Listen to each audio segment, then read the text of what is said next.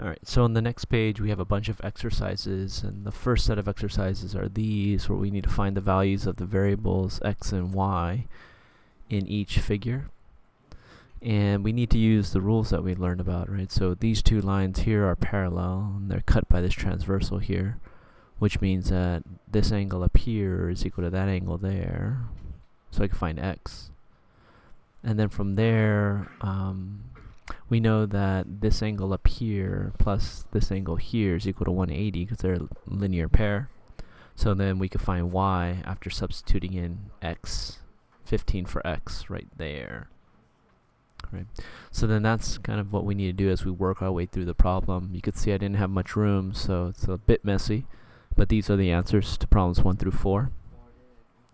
And then we have problems 5 to 8, and so these are also a variation. It tells us to explain our reasoning, but I didn't have enough space to explain the reasoning. But here, in each figure, you need to find the values of every variable, right, given a certain piece of data.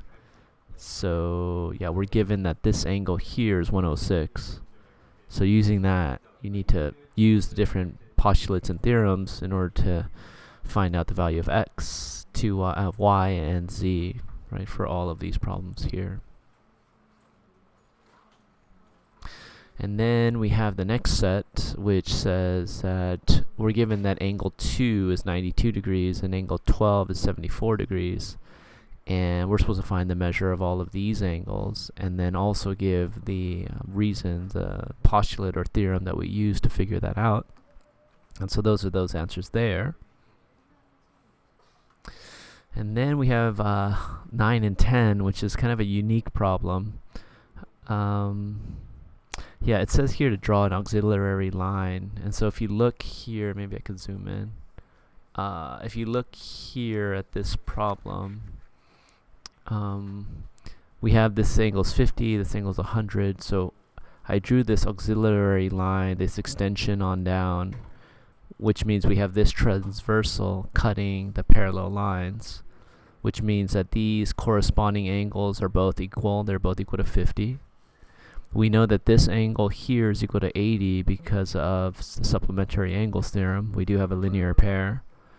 And then the additional piece of information that you need to solve this problem is that the angles of a triangle add up to 180 degrees. So if we use y as our angle there, as the measure of our angle unknown, then we could say that y plus 50 plus 80 is equal to 180, right? So then I figured out what y is. And then once you have y, well then supplementary angle theorem will tell you what x is, because x and y are a linear pair. So we could say 180 is equal to x plus whatever the value of y was, 50. And so then we could find x, right? So that's number 9 and 10. And then we have our proof over here.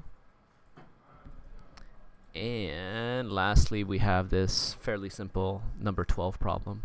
And so for here, for number 11, I started with my given. I used vertical angles theorem to say that 1 and 2 are equal. And then I used the corresponding angles to go all the way down to 12. And then I can say 1 and 12 are congruent because of transitive property.